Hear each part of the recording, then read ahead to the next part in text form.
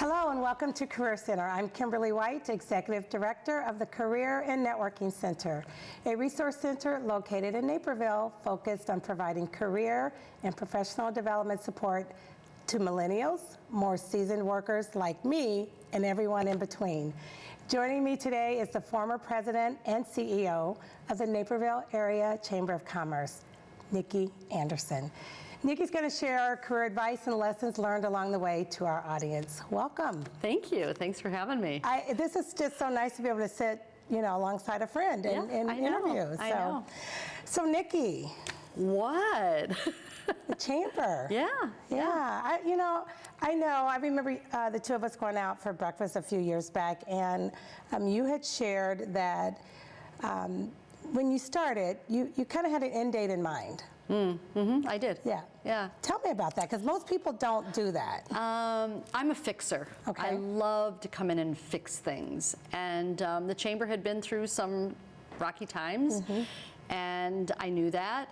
The chamber, I felt, was very responsible for my professional development when I was a brand new business owner, way back when. And I felt like, you know what, maybe this is a full circle thing. There's this great quote by Steve Jobs that says, if you look back and you connect the dots, you're exactly where you should be. And so when I looked back and I said, this is interesting, I think this is where I'm supposed to be. And I came in and made a commitment to the board when I did my presentation at this time that I had certain things I wanted to accomplish for the organization, and I'm happy to say we did it. Well, you did a phenomenal job. Thank you. Again, you were there 5.5 years. 5.5 years. And you were a chamber member as a business owner. I was. So there's that that experience that you had as a chamber member, and then the trust that you're able to build with members. So let's talk a little bit about that. Yeah, I think there's nothing greater than coming in and having a common denominator with your clients or your patients or whomever. I had two. One, I had been a chamber member. Two, I had been a small business owner. So I really had a great perspective and a great understanding. So I could have conversations with these people. And when I said to them, how's business? I didn't just mean it as a superficial question. I really meant, how's business? How can I help you? Because again, that's really what the chamber did for me. I was this young entrepreneur. I'd never owned a business in my life. Through people that I met and some of the programs that they had, it really helped me to define who I was, be a better leader, be a better professional. And I just have to echo, you and I would meet occasionally, and you always wanted to know, how's business? How are things going at the center? How can the chamber help? I didn't think you were just saying that to me, but clearly you were saying that to everyone else. Yeah, that's always my favorite question, just because I want to know. Because if there's something like, oh, it's been slow, well, tell me a little bit about that, right? Because I'm the resource. The chamber is a business resource, and if we don't know, we don't know. But if I know, then I have the opportunity to help. And that's what it's all about. Yeah. So when you came in, there were some things that needed to be fixed. What was that process like for you in terms of kind of going down that path of fixing, being the fixer? If I knew then. No, maybe the first year I used to go, oh my gosh. Whether you're starting a business or jumping into an established business, there's always your share of challenges, right? Because I was a business owner, I think that makes a difference. I came in, there weren't really any policies and procedures in place. The staff really wasn't empowered to make decisions. And I think most importantly, the members didn't feel valued. And we're a membership organization. If your members aren't feeling valued, we got a problem. Absolutely. And so really, that was my commitment, is to express to our members. And actually, one of the first things that I did, I do remember this, was the org chart was CEO, board, and staff.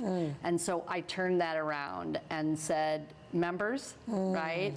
And members weren't even on there. Members, staff, board, and then me. Wow. And because I don't exist unless all of that happens. Yeah. Very, very impressive. So, I would not have thought to do that. Thank you. Yeah. But to your point, members make up the chamber. And now how much did the chamber grow under your leadership? Well, it's an interesting time for chambers. I would say that our membership didn't grow as much as our attendance, did an engagement. And that's what, look, you can sit here and brag about, I have, 10,000 members. Well, great, how many are active? Right. And so across the country, anywhere from about 17 to 20% of members are engaged. Think about that. 17 to 20%, right? Yeah. So my goal was really to see if we could, scooch it up to the 20-25%. And one of the first things that we did to really kick up engagement were actually a couple things. One was our toast, right? We have almost 600 people attend that event. We have 1,200 members. Yeah. So, okay, we got 50%. Yeah. Yay. Yeah. Our YPN was really dying on the vine when I came in. We had 15, 20 people. Now we have, depending on the event, 70. If it's a social, maybe 50. But if it's a professional development, 70. 80 people attend that. Women in business, we reconfigured the programming. Which is nice. I got flack for that. You did? Yeah, people were like, I count on that every month, and I go, and that's the problem. Because if you can't make it, you'll always see it next month or That's go next right. month, right? Right. So by taking that away, less is more. Yeah. And that's what we really determined at the Chamber, that we need to have less with more impact. Yeah. I really actually enjoy that I like the fact that you guys did change. You came in and took a look at things and said what works, what's not working, and what can we do better. And I love that Women in Business went quarterly. So. Yeah. And it gives you opportunity to do other things at the Chamber. Without right? a doubt, because we were expecting these people to spend 24/7 there while also trying to run a business, right?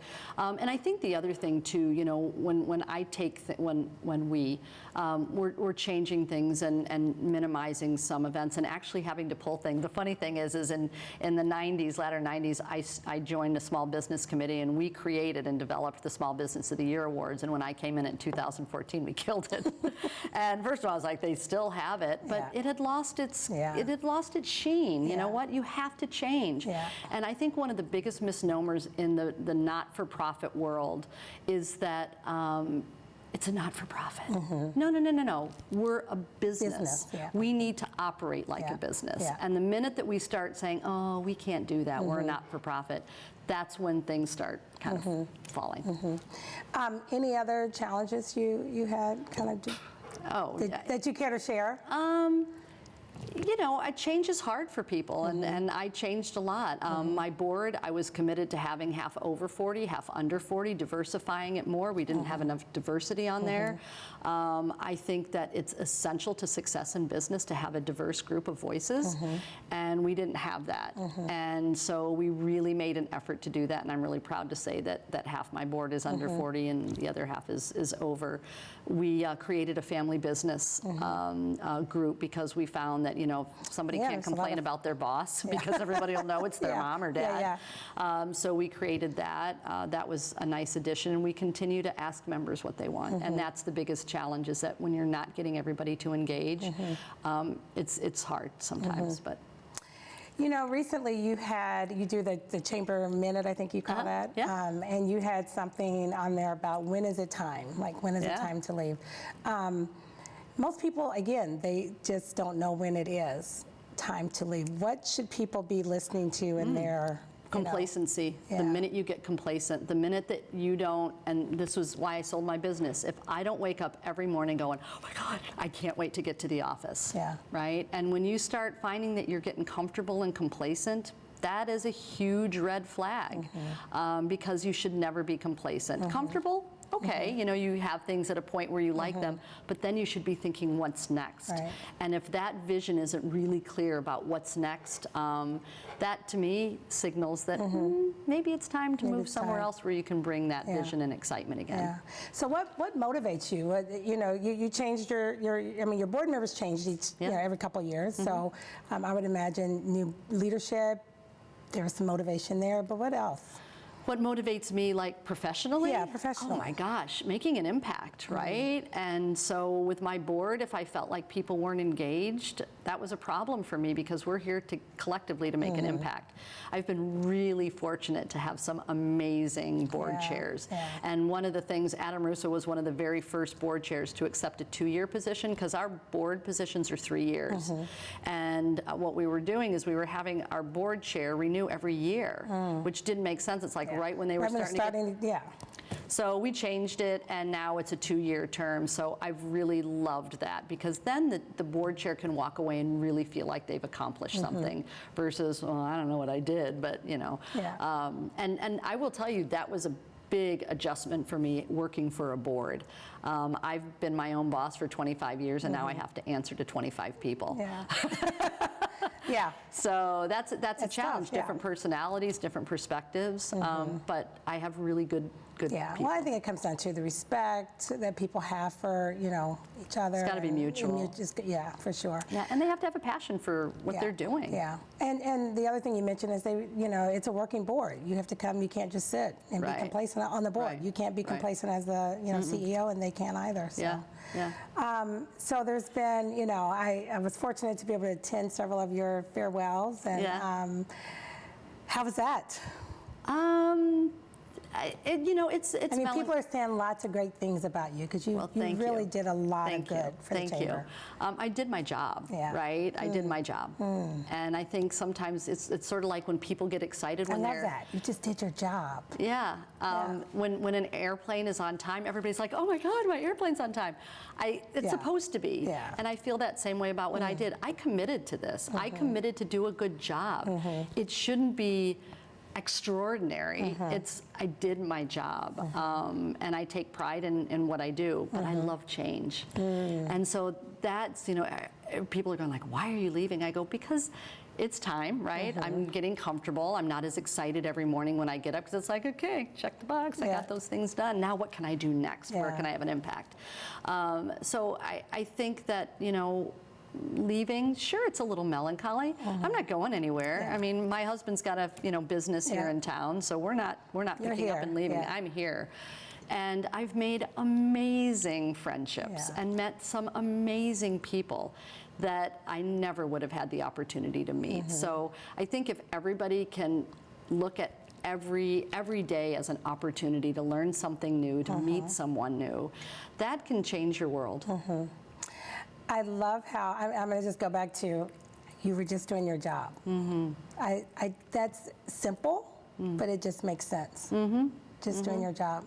I see a lot, you love to share quotes, and so before we break for this quick moment, share a quote with me that really sticks with you, like one that you consistently. I developed my own quotes because someone said, why are people like so tied to other quotes, right? And so inspired.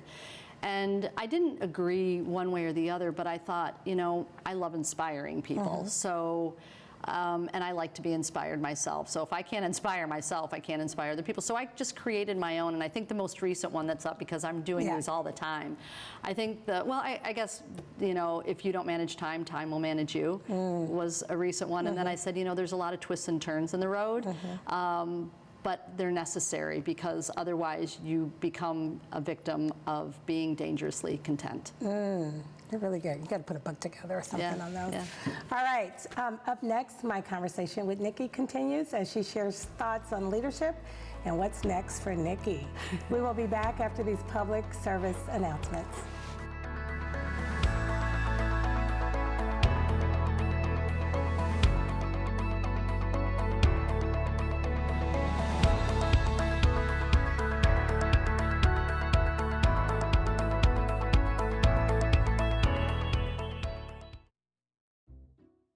I'll never forget the day our landlord called and said, read your lease. No pets allowed.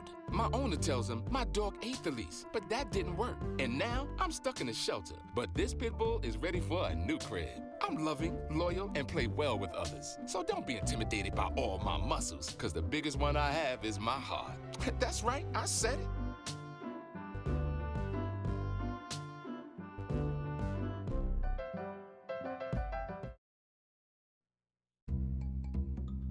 Sure, I look cute now, but when my owner lost his job, it was rough. I was living on the street, and one night, me and this Cocker Spaniel got into it so bad, I wound up looking like an ice cream cone. I cried a little bit, but thankfully I got rescued, so I'm running, I'm jumping, all back to my old self, and I'm ready to give unconditional love, even if you put a lampshade on my head.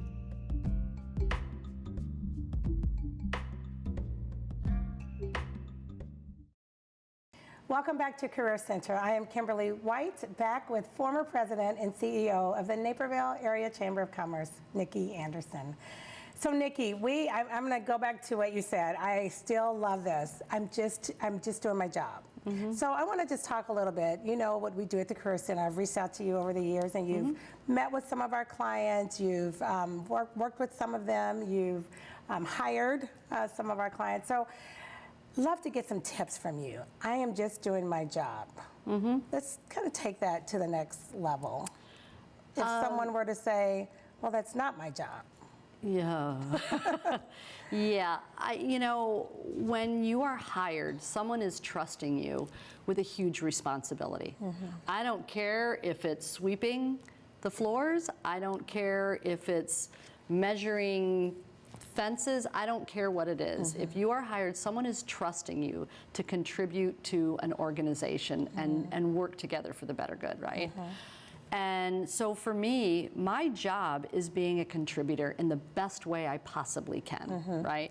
Yes, there's the job description, but above and beyond that, if there's other ways that I can help and contribute and I'm asked to do more, why wouldn't I do it, right? Instead of questioning it. And if it's something you don't have time for, or if it's a really big ask, you know, there's a great way to say it. Help me understand why you think I'm the person for this, so that I can make sure I don't disappoint. Yeah, hopefully people are listening to that. That's a really great takeaway. So you're an entrepreneur for many years, and chamber president. There's a lot of networking involved with that. Let's talk a little bit about some networking tips that you could share. I think the term networking needs to shift to connecting, because the idea of networking for introverts is awful. So are you admitting you're an introvert here? So we are. And I will tell you, I am not a good small talker, right? I'm really not. I know some members are probably going, what? It's my job. And I know the power, however, of connecting. So if we can switch it from, I gotta go in and network with people. A network is a collection of people, right? Connecting people, I love doing that. I think we both love that. But when you shift the idea of networking one-on-one to connecting, like, I wanna know about you. I want to know about you. An interest for sure, not absolutely, just not just this superficial. Hi, I'm Nicki. I do this for a living. No. Hi, I want to know about you. Who are you? Right? Having a general interest in making that connection can be really powerful. So I think for people, especially those introverts that go, oh, I'm just a terrible networker, maybe rethink, shift the idea of networking to, I'm going to connect. We all need to be connected, we all need right? to be. Absolutely. Yeah. All right, so we're going to shift a little bit from networking and connecting to resumes. As the president and CEO of the chamber, I'm sure you saw your share of resumes. Yep. Share a few do's and don'ts around resumes. Do not spell the CEO's name wrong.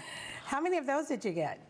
Honestly, over the years, I have probably gotten 30. Yeah. Hey, Nicki, N-I-K-K-I, right? If anybody's watching this, sent me a resume. They'll know. I will usually, to some people, I will respond and go, you spelled my name wrong, and part of your job is communication, right? That I let them know. I love it. But I will tell you, we had one of our clients that sent a resume over to you, and you shared that with me, and you had shared it with the client. Yeah. And I appreciated that you did that. yeah, I think it's important. It's no different than going out to eat and have a bad experience and just walking away and complaining about it. You know, tell them why, so that they have an opportunity to change it, right? And especially in the job seekers world, like, every opportunity is huge. And that one little thing that you might learn from Crabby Nicki could be the deal maker for you. And that is, don't say hey, don't do run-on sentences without fonts. I mean, the written word still matters. And it may not matter to a 25 or 30-year-old entrepreneur. Maybe that's their language. But for me, I really like letters that are well crafted. And you know, at the end of the day, they don't know who it's going to, so they need to be thinking of, you know, bigger picture. So other resume. The other thing is, make it interesting. You know, your traditional resume. Yeah. I was really, I'll give you a great example. Recently, we were hiring for marketing and communications. The resumes, the coolest ones were the ones that stood out to me, and not gimmicky. Yeah. They were cleverly put together. And then I asked for a cover letter. Half of them didn't have a cover letter. Yeah. Follow directions. Follow directions, Because if for you sure. can't follow directions with something as simple as resume submission, that tells me a lot. Yeah. Either A, that says that you don't think you have to do it, Yeah. Or you're just not paying attention. Yeah, no, great advice. I know, especially with marketing, communications, and graphic design, you want those resumes to be a little Yeah, different, yeah, right? yeah. Versus a CPA. And I want to see how they write. Yeah, So yeah. if they're not putting a cover letter in there, I don't know how they Yeah, communicate. And I want to see that you know how to communicate with a Yeah. press release or whatever else it might be. Absolutely. What about communication once you've connected with someone? How often should someone communicate with you? Follow up. Did you get my resume? and Where we are? I'm a big believer in follow-up. I will tell you, and I think you know this about me, when I get resumes, the ones that I set up for an interview, if they don't go past that first interview, I always write them back. And some I've told them why. I had a woman that had applied for the events job. She came for the first interview and nailed it. Everybody was like, I love her. Second interview, and I even gave her some things to think about before she came back. Second interview, she was unenthused and didn't do any homework that I had. I had given her hints on things that were missing that she could add. And she didn't do the homework, and I was really disappointed, so she lost the opportunity. Wow. And so you sent her a follow-up And told her why. Yeah. Did you hear back from her? She said, I thank you so much. Yeah. Yeah. Oh, well, okay. Social media, do's and don'ts. Oh my gosh, you need to take a long, hard look at your social media and what you're doing. Yeah. Because full disclosure, I never thought to look at Facebook and their social media pages until my staff told me. I do. So now, Yeah. anytime I get a resume, I look on it and oh my gosh, you guys, if it's political stuff, and look, it's your Yeah. page, then make it private. Yeah. But I will tell you, an employer does not want to look at angry posts Yeah. or ugly, unkind posts, making fun of people. Yeah. That will not fit in our Yeah. culture. I mean, at the end of the day, they're still representing the organization. Without question. And I have had to have a couple conversations over the years with people saying, Yeah. you need to be mindful. I respect your privacy, absolutely, but then make it private. For sure. Yeah. Interviewing. What if someone comes to you? You just mentioned, someone had not done their homework, but not really, Oh, we could have a long Yeah. conversation about this because I really see a lot of mistakes. People that come in, they don't even really know the job they're applying for. A, they've not done any research about the company. They come in and I ask them, that's one of the first things. So Yeah. tell me about a chamber of commerce, Yeah. and they have no idea. Or they make up something, which is even worse. I'd rather you just own it and say, you know what, I haven't done the research, but I've just heard it's a great organization. That, at least I know, okay, Yeah. they own it.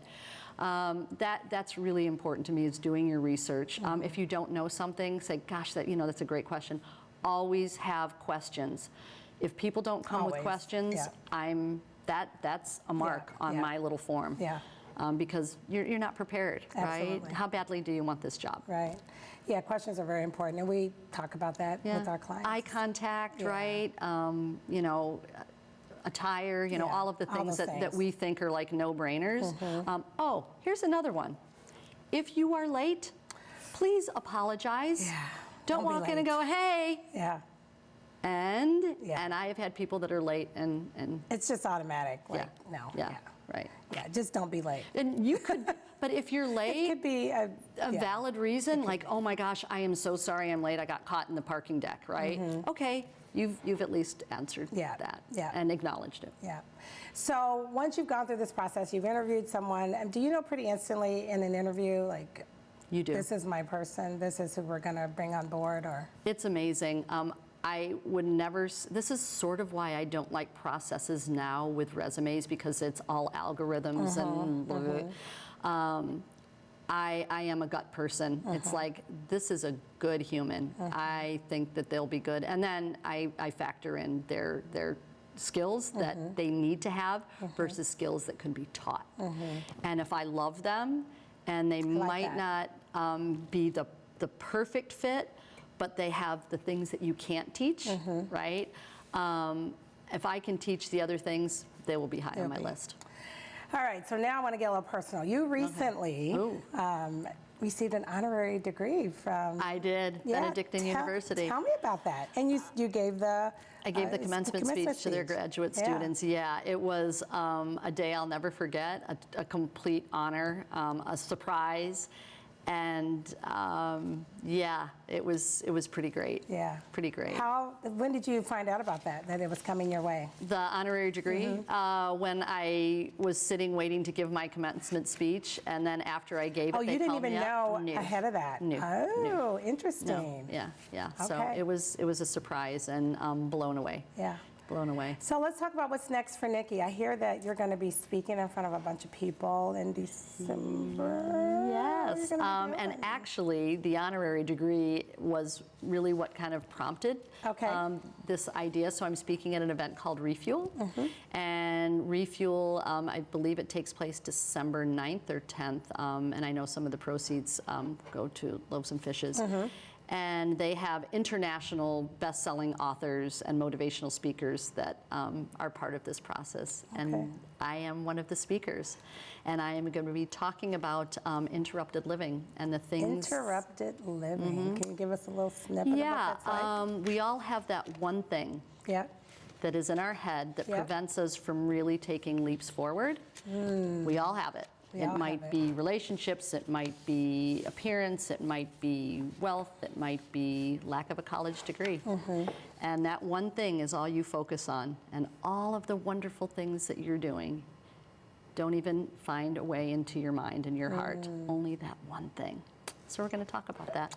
Well, I am looking forward to that. Now, before we end, I want to just have a little fun with you. Okay. Everybody knows Nicki, but there's some things they may not know. Okay. So it's called this or that. Okay. So I think we've acknowledged introvert or extrovert. Yeah, introvert. And we both. I don't think people would believe that about both of us. So, cardio or weights? Oh, cardio. Okay.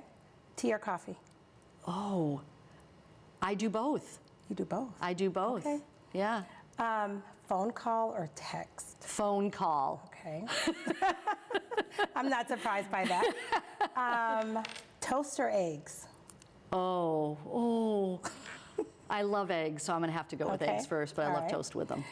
Facebook or Twitter? I already know. Facebook. Okay. But I don't... You like Twitter too? Yeah, LinkedIn is my thing. Okay. That is my jam, LinkedIn, yeah. Your jam, I like that. Yeah. Cool. Yeah, I like that.